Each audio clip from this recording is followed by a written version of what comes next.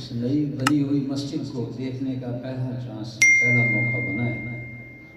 پہلے مسجد اس سے کم درجے کی تعمیر ہوئی تھی، اب اس کی تعمیر جدید کر دی ہے، اور یہ جو پلر کے ساتھ سٹینڈ بنایا ہوا ہے، یہ مسجد نبوی کا انداز اور ماحول نظر آتا ہے۔ ایک اچھی چیز معلوم ہوئی ہے مسجد میں داخل ہوتے، اور ایک اور چیز جو مجھے بہت اچھی لگی ہے، آج سے 25-30 سال پہلے ہمارے عالم علماء علم حدیث، تفسیر، قرآن، ترجمہ، تجوید، تدریس، بہت اچھے عالم جماعت میں ہوتے تھے، لیکن قرآن مجید مجہول پڑھتے تھے۔ اب اللہ کے فضل سے پاکستان بھر میں جماعت کے اندر ایسے قاری اللہ نے دیے ہیں، اور جو تجوید پر کافی محنت کر رہے ہیں، اور وہ دنیا بھر سے مسلم ملکوں سے تمغے اور ایوارڈ حاصل کر کے لے آتے ہیں۔ یہ ابھی قاری صاحب پڑھ رہے تھے قرآن مجید، تو بہت اچھے لہجے میں اچھی تجوید کے ساتھ اس کو پڑھ رہے تھے۔ یہ ٹرینڈ، یہ ذوق شوق اب جماعت میں داخل ہوا ہے۔ امام نماز پڑھا رہا ہو، اس کا قرآن عربی سٹائل میں ہو، جیسے قاری السدیس پڑھتے ہیں، جیسے شریم پڑھتے ہیں، اور نبی صلی اللہ علیہ وسلم نے قرآن مجید کی تجوید کی قرت کی سمجھ بوجھ رکھنے والے کو دانا قرار دیا ہے، وہ عقل مند آدمی ہے کہ جو قرآن مجید کو اچھا پڑھے یا اچھے لہجے میں پڑھنے کو پسند کرے اور ترجیح دے۔ ان دو باتوں کے بعد تیسری بات ہے، وہ یہ ہے کہ آج کل نا فتنوں کا بڑا دور ہے۔ اللہ کے نبی صلی اللہ علیہ وسلم نے فرمایا تھا کہ قیامت سے پہلے نیک اعمال، عمل صالح فتنوں کے نزول سے پہلے سر انجام دے لو۔ یہ فتنے اتنی رفتار سے اور اتنی تعداد اور مقدار سے گریں گے جیسے آسمان سے بارش کے قطرے گرتے ہیں، اور ان تمام فتنوں کا ہدف جو ہے وہ موحدین، عقیدہ توحید کے حامل، اتباع سنت کے حامل لوگ ہیں۔ ان کو مختلف زاویوں سے، مختلف گمراہ قسم کے لوگ وہ ان کو بھنبوڑ رہے ہیں۔ کہیں انکار حدیث کا فتنہ ہے، کہیں بدعات کا، کہیں شرک کا، کہیں الہاد کا، یہ مختلف فتنے جو ہیں وہ سارے کے سارے ہماری طرف اپنا رخ کیے ہوئے ہیں، اپنی توپوں کے دھانے ادھر کیے ہوئے ہیں، اور اس میں اپنے ساتھی جب دائیں اور بائیں طرف جھانکتے ہیں تو وہ لڑک جاتے ہیں۔ اس لیے اپنے چہرے کو بالکل سیدھا رکھنا اور مستقیم، صراط مستقیم اہل حق علماء کی نگرانی میں، ان کے سائے میں، ان کی مجالس میں جڑ کر رہنا، یہ فتنوں سے بچنے کا طریقہ ہے، ورنہ تو گمراہ ہو جائیں گے۔ میں دو شخصیتوں کی، اس دور کی دو شخصیتوں کی دو باتیں آپ کی خدمت میں پیش کرتا ہوں۔ اس دور کا ایک جدید منکر حدیث ہے جوید احمد راملی۔ بیرون ملک کہیں بیٹھا ہوا تھا تو کسی نے اس سے سوال کیا کہ یہ حوروں کا کیا تصور ہے، جنت میں حوریں ہوں گی اور غلمان ہوں گے؟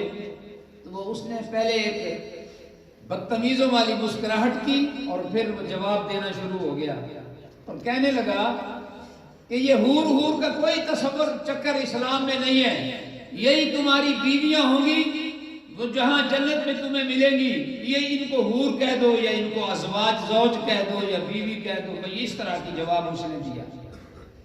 شروع میں اس کو سنتا تھا تو یہ معتزلی ہے، جو بات عقل میں آئے تو اس کو مان لو، جو عقل میں نہ آئے اس کا انکار کر دو، اس کا ذہن اس طرح کا ہے۔ تو مجھے شروع میں بہت اچھا لگتا تھا، جب میں نے اس کا یہ کلپ سنا پھر میرے ذہن میں قرآن مجید کی ایک آیت آئی۔ آپ بھی اس کا موازنہ کریں۔ اللہ تعالیٰ فرماتے ہیں جو مومن، جو موحد، جن کو اللہ پاک جنت میں بھیجے گا ان کو جو بیویاں دی جائیں گی ان کے بارے میں قرآن کہتا ہے لم یطمثہن انس قبلہم ولا جان، وہ عورتیں اللہ تمہیں دے گا جن کو کسی جن نے اور کسی انسان نے ٹچ نہیں کیا ہوگا۔ اگر یہی بیویاں وہاں حوریں ہوں تو ان کو تو ہر مرد 50 سال سے 60 سال سے وہ اپنی زوجہ اپنی بیوی بنا کے استعمال کر رہا ہے۔ اب یہ گمراہ آدمی تھا، وہ قرآن مجید کو بھی نہ سمجھ سکا اپنی عقل کے زور پر۔ تو بھائیو، آج ہم نے اپنے معزز مہمان جناب محترم محمد حسین میمن صاحب جو کراچی سے تشریف لے آئے ہیں، ان کو بھی یہی موضوع دیا ہے۔ باہر مشورہ کر کے کھڑے تھے جب مشورہ کیا کہ یہاں گفتگو کا موضوع کیا ہو، تو وہ موضوع یہی تھا کہ قرآن مجید حدیث کے بغیر سمجھا نہیں جا سکتا ہے، سمجھ میں نہیں آتا ہے جب تک کہ قرآن کی تفسیر اور اس کی تشریح وہ نہ سمجھی جائے جو محمد الرسول اللہ صلی اللہ علیہ وسلم نے ابو بکر و عمر کو سمجھائی ہے، صحابہ کرام کو جو سمجھایا ہے، جو تشریح صحابہ کے ذریعے ہم تک پہنچی ہے، اسی منہج کو اختیار کرنا، اس کو اہل سنہ منہج کہتے ہیں۔ اس کا دوسرا لفظ بھی سلفی منہج ہے۔ تو سلفی منہج سے یا فکر اہل سنت سے باہر نکلنا پھر گمراہی ہی گمراہی ہے۔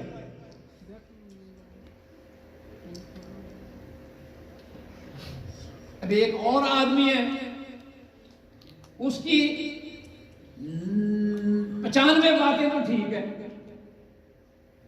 5 باتیں اس کی اتنی غلط ہیں، اتنی خراب ہیں کہ وہ اندر سے رافضی ہے۔ اس نے جو لباس پہنا ہوا ہے وہ اہل سنت کا لباس پہنا ہوا ہے، اور کبھی کبھی نام لے دینے سے فائدہ ہوتا ہے، جیسا کہ ابن عربی، منصور حلاج۔ ویسے غیبت کرنا گناہ ہے، لیکن ایک وقت آتا ہے کہ پھر نشاندہی کرنا، نام لینا ضروری ہو جاتا ہے، فائدہ ہوتا ہے۔ جیسے محدثین نے بتایا کہ اس بندے کی روایت نہیں لینی اس لیے کہ وہ کذاب ہے۔ یہ امت کے فائدے کا مسئلہ تھا، یہ امت کے مفاد کا مسئلہ تھا، تو پھر نام لے کر اس کو غلط قرار دیا گیا، امت کو بتایا گیا کہ یہ بندہ گمراہ ہے، اس کا حافظہ ٹھیک نہیں، یہ وضعی ہے، یہ حدیثیں گھڑتا ہے اور مدرسے میں آ کر بیان کر دیتا ہے قال رسول اللہ صلی اللہ علیہ وسلم۔ تو آج کے دور کا ایک اور فتنہ جو ہے وہ ہے انجینئر محمد علی مرزا۔ آپ اس سے اگر واقف ہوں، یہ کلپ سنے ہوئے ہو، تو شروع میں بھی اس کو سنتا تھا، کسی کو بھی نہیں چھوڑتا تھا۔ یہ فیضان سنت کو اس کا آپریشن کر رہا ہے، تبلیغی جماعت کی فضائل اعمال کا آپریشن کر رہا ہے، صوفیوں کا آپریشن کر رہا ہے، بدعات کو واضح کر رہا ہے، شیعہ کا یا علی مدد پر بول رہا ہے۔ تو اہل حدیث سمجھتا تھا کہ یار اس کو بھی سننا چاہیے، میں بھی شروع میں سننے لگ گیا۔ تو ایک دفعہ سنتے سنتے شروع میں اس نے کہا کہ امیر معاویہ صحابی ہیں، قابل احترام ہیں، نبی صلی اللہ علیہ وسلم کے سالہ ہیں، ان کی سکی بہن ام حبیبہ پیغمبر صلی اللہ علیہ وسلم کے نکاح میں تھی۔ جب اس کے سننے والے، اس کی بات کو سننے والے فالوور زیادہ ہو گئے، اب پھر وہ امیر معاویہ کے خلاف بولنا شروع کر دیا اس نے، اور پھر کہنے لگا کہ اس دور میں اگر میں زندہ ہوتا تو میں حضرت علی کے ساتھ کھڑے ہو کر امیر معاویہ کے خلاف تلوار اٹھا لیتا۔ اب اس سطح تک اس کا ذہن جو ہے وہ خباثت جو ہے وہ اس نے اگل دی۔ میں کلپ اس کا سن رہا تھا، جس سے میں سائڈ پر ہو گیا، میں بدک گیا۔ کہنے لگا یہ جو رافضی شیعہ حضرات جلوس نکالتے ہیں، ماتمی جلوس چوکوں پر نکالتے ہیں، یہ نکالنا چاہیے۔ کیوں جی؟ اب کتاب و سنت سے دلیل دینے کی بجائے وہ کیا کریں، یہ ناصریوں کے خلاف، یعنی جو حضرت علی سے دشمنی رکھتے ہیں، یہ ان کے خلاف احتجاج ہے، پروٹسٹنٹ ہے۔ بھائی اب دلیل سے بات کرو، تم تو کہتے ہو کہ میں نہ بابی نہ وہابی، میں کتابی، علمی کتابی ہوں، یہ اس کا نعرہ ہے۔ جب تم علمی کتابی ہو تو پھر کتاب سے حوالہ دے کر اس ماتم کو ثابت کر دو۔ تو اس طرح کے فتنے بڑے خوبصورت۔ آخری بات، نبی صلی اللہ علیہ وسلم نے فرمایا کہ بعض بیان جادو ہوتے ہیں، یہ بیان کی تعریف نہیں ہے، جادو ایک کفریہ عمل ہے۔ اللہ کے رسول کسی بھی تقریر کو یا کسی بھی لچھے دار یا پرکشش بات کو جادو سے جوڑ رہے ہیں تو یہ اس کے گندے ہونے کی بات ہے، اچھے ہونے کی بات نہیں ہے، یہ اس کے اندر خباثت کی بات ہے، اس لیے کہ جادو ایک کفریہ اور شیطانی عمل ہے۔ تو بعض بیان لوگوں کو اپنی طرف کھینچ لیتے ہیں، تو اس لیے ہر بیان کو بھی انتہائی دانش مندی کے ساتھ اور علماء کی نگرانی میں اور ان کی مجالس کے ذریعے، سوال و جواب کے ذریعے اور ان کی علمی تائید کے ذریعے اس کو سمجھنا چاہیے۔ اپنی عقل کے ساتھ آپ کسی کو ادھر دیکھیں پھر ادھر سنیں پھر اس کے ساتھ شامل ہو جائیں اور اس کا آپ پھر بورڈ اٹھا لیں اور اس کے ووٹر اور ممبر بن جائیں۔ یہ فتنوں کا دور ہے، گمراہی کا دور ہے۔ تو ماشاءاللہ یہ کل بہاولپور یونیورسٹی میں کل مغرب کے بعد ان کا لیکچر تھا، وہاں 250 سے زیادہ کی تعداد میں جتنے سامعین تھے سب پی ایچ ڈی تھے، کوئی اسلامیات میں، کوئی عربی میں، کوئی کسی میں، کوئی کیمسٹری میں، کوئی انگلش میں، وہ سب لوگوں نے ان کا لیکچر سنا اور موضوع تھا قرآن اور بائبل۔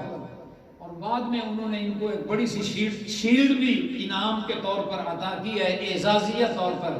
تو اللہ تعالیٰ نے مولانا صاحب کو، محمد حسین میمن صاحب کو بڑا اللہ تعالیٰ نے حافظہ اور علم دیا ہے، اللہ تعالیٰ ان کی حفاظت فرمائے اور آپ کی خدمت میں ان کو حاضر ہونے کا جو شرف ملا ہے تو یہ آپ نے جاگ کر توجہ کے ساتھ سننا ہے اور اپنے علاقوں میں کام کرنا ہے۔ میں آخر میں ایک جملہ بول دیتا ہوں، اس کو آپ نے ذہن میں رکھنا ہے۔